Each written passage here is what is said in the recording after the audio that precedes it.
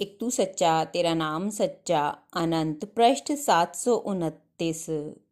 सतपुरुष बाबा फुलसंदे वाले कहते हैं, हे देव पुत्रों, जो माया के पीछे भागता है वह गिरता पड़ता लहूलुहान भी होता है।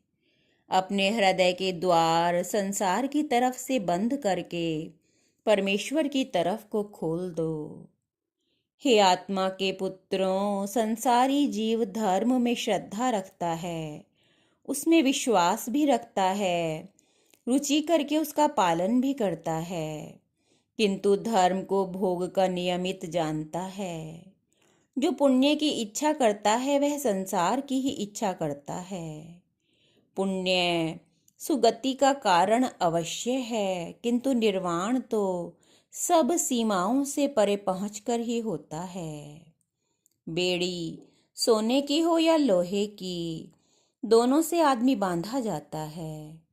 इसी प्रकार जीव को शुभ अशुभ कर्म बांधते हैं, किंतु व्रत तप साधना द्वारा उत्तम गति को पाना चाहिए।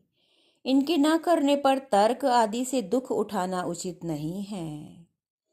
देवलोक से भी लौटकर जीव पुनः मनुष्य बनता है, तथा यहाँ मनुष्यत्व ज्ञान श्रद्धा तेज को दुर्लभ जानकर संयम धर्म स्वीकार करके तपश्चर्या से कर्मों का नाश करके शाश्वत सिद्धि पद को प्राप्त करता है। धर्म और तत्व ज्ञान में श्रद्धा करके तप में प्रयत्नशील रहना निर्मल चरित्र यानी मोक्ष का मार्ग कहा गया है। मनुष्य ज्ञान से आत्मा का दर्शन, जगत का यथार्थ दर्शन करता है। ज्ञान से तप में दृढ़ होता है तथा तप से विशुद्ध होता है। चरित्र के बिना ज्ञान, ज्ञान के बिना संन्यास का बाना और संयम विहीन तप निरर्थक है। गुरु के मुख से सुने बिना ज्ञान नहीं होता, ज्ञान के बिना चरित्र गुण नहीं होता, बिना तप के कर्म क्षय नहीं होते और बंधन छूटे बिना अनंत सुख मोक्ष सुख नहीं होता। क्रिया विहीन ज्ञान व्यर्थ है और अज्ञानियों की क्रियाएं व्यर्थ हैं।